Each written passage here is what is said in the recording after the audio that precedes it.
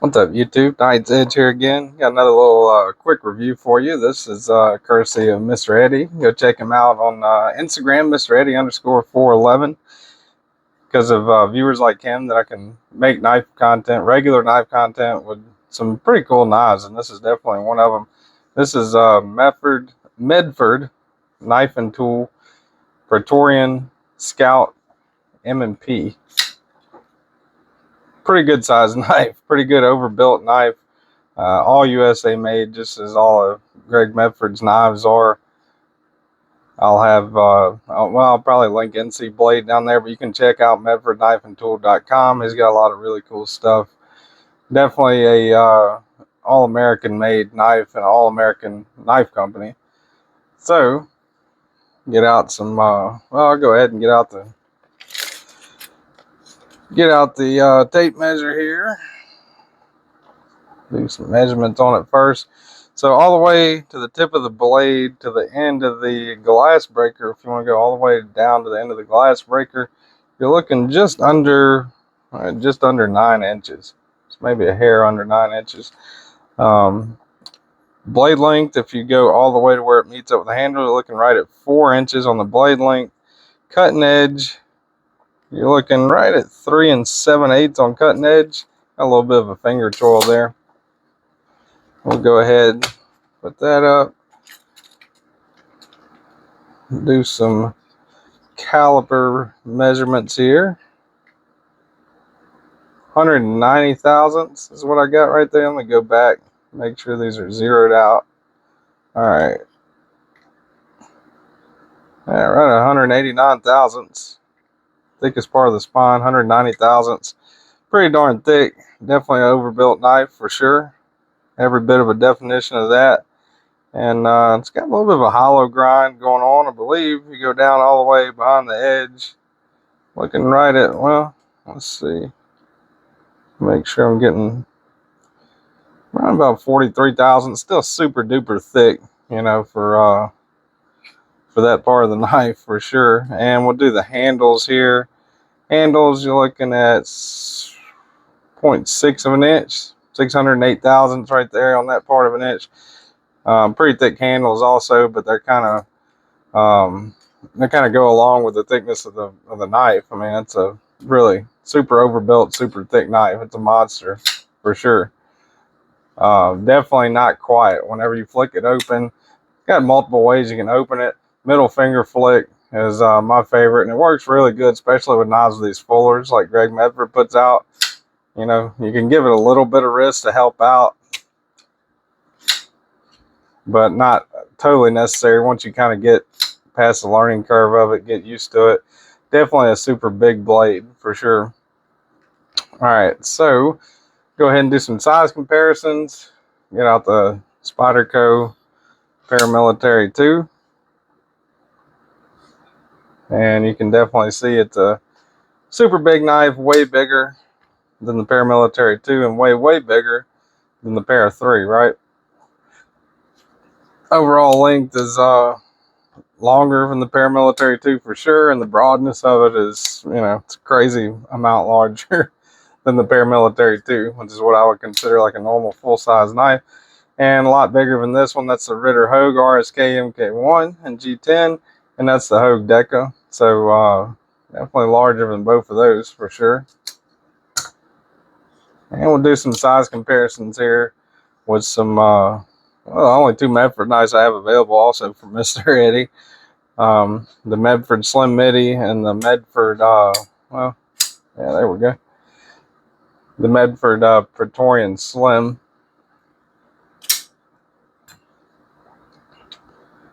So you can see it's definitely bigger than the Praetorian Slim and the Slim Midi.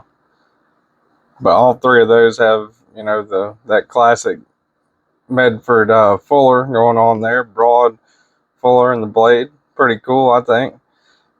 Different pivots. You know, this has that 6-gun style pivot. You need the tool to take that apart, I believe. I haven't tried to do it. But yeah, still the cutting edge is a good bit more, and it's definitely, you know, it's definitely more broad than both the Praetorian Slim and the Medford Slim Midi. So that's something to keep in mind. All right. Did the size comparisons on this thing. I can't get over how like hunkin' big this thing is. The jimping is actually, you know, it's funny that the jimping's like crazy wide. The jimping's almost a quarter of an inch, it seems like. You know, still pretty comfortable. You know, I mean, when choked up on it, you can kind of put that first knuckle maybe right there, depending on what size hands you got. You know, but you can't fully grab it. You know, if you kind of do that, you're kind of cutting into, you know, risking cutting into your hand a little bit. But choke back, this thing's pretty comfortable also, you know, with your thumb up here on that jimping. You know, you can do pull cuts on it pretty good. It's a pretty broad blade, and definitely a pretty broad handle, so no issues doing that. Get out the scale here.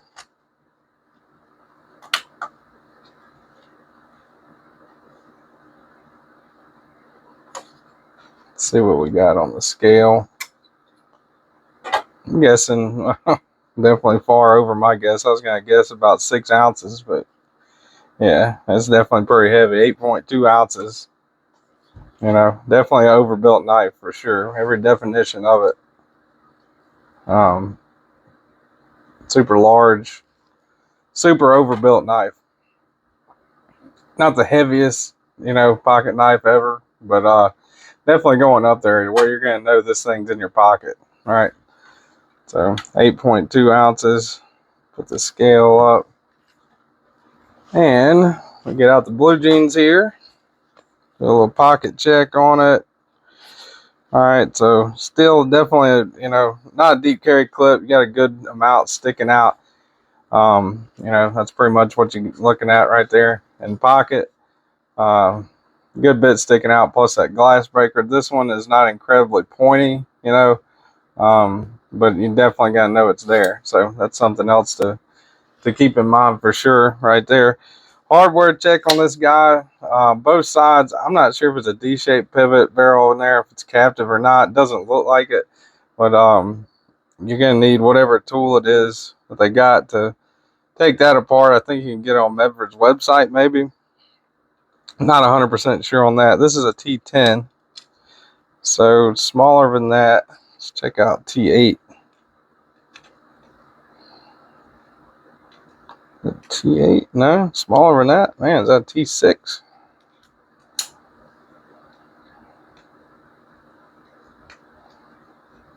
Seems to be a T6.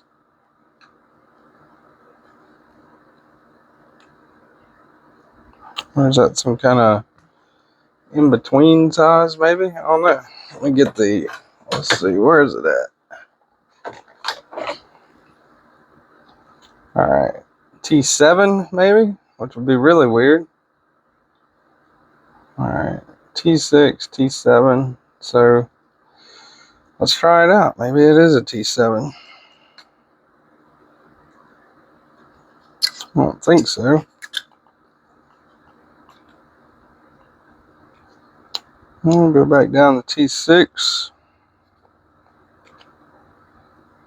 Yep, okay, so those are T6s. Pocket clip also T6. All right, so all the body screws are T6, pocket clip screws are T6, and you got that 6-gun, I don't know the right, you know, term for it there, but whatever that is, I call it a 6-gun because it kind of looks like a, you know, cylinder in a revolver, but that's what you're looking at to take the pivot apart.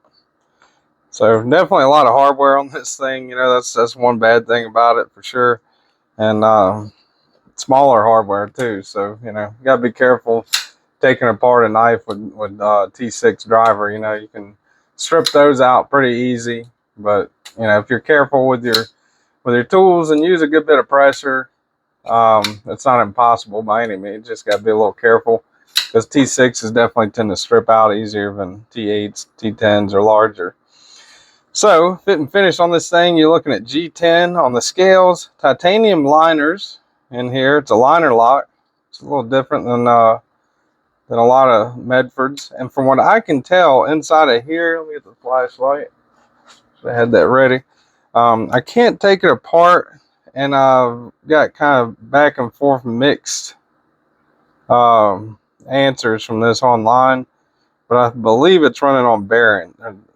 It seems to be running on bearings in there. Not 100% sure on that, but just looking at it from the outside and from the little bit I've read on it, kind of seems like it looks like it's running on bearings to me. You know, I could be wrong on that. It could be running on phosphor bronze. If it's running on bearings, the outside casing of the bearings are phosphor bronze colored, you know. So it's got a glass breaker on here. The pocket clip is not reversible. That's not a good thing. You know, only right-handed people can carry it. Glass breaker, you know, that's can be a lifesaver in an emergency situation. So that could be a good thing, or it could be, you know, kind of cumbersome, you know, depending on what all you want to use it for.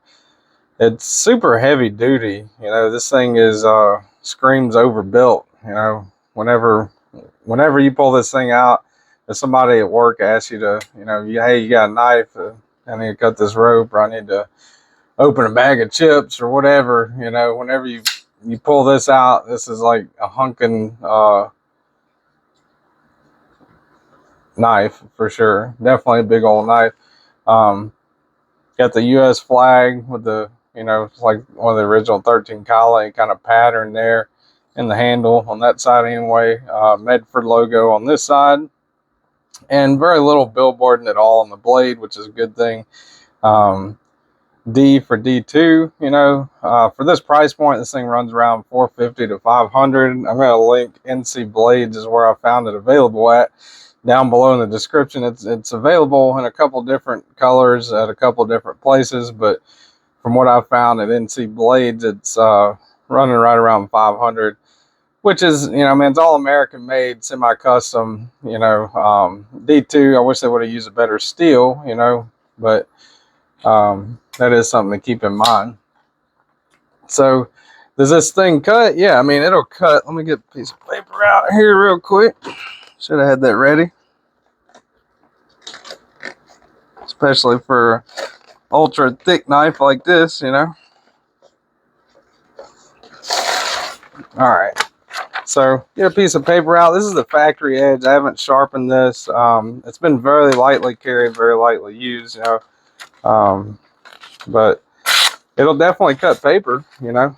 It's not the sliciest guy in the world by any means, but it will cut through some paper, you know, so it'll cut, no doubt about it, you know. But it's super thick blade stock, kind of, you know, definitely makes it not the sliciest thing in the world. So that's something else to keep in mind.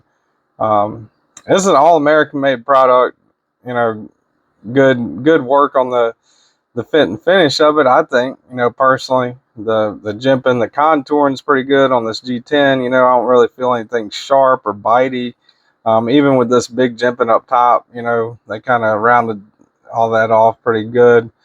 And with the big jimping on the G10, nothing really seems sharp and bitey.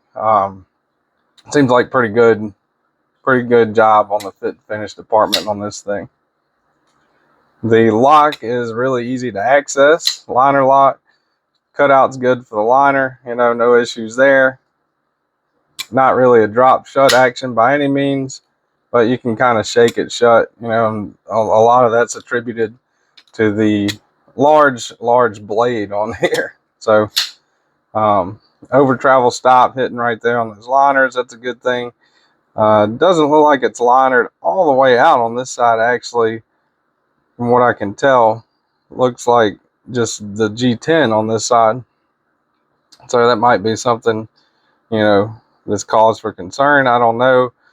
I definitely wouldn't plan on, you know, abusing this thing too much. It is definitely a really nice, expensive knife, but that is something to keep in mind. So I'll have it linked down below. Medford knives, to me, I would more or less probably go with the Praetorian Slim or the Slim Midi over this one, but also, you know, not a bad knife overall. Got a few things wrong with it that me being picky, you know, don't really like, but still overall a great product. So anyway, thanks again to Mr. Eddie on Instagram, and thank all you for watching, and I will see you on the next one.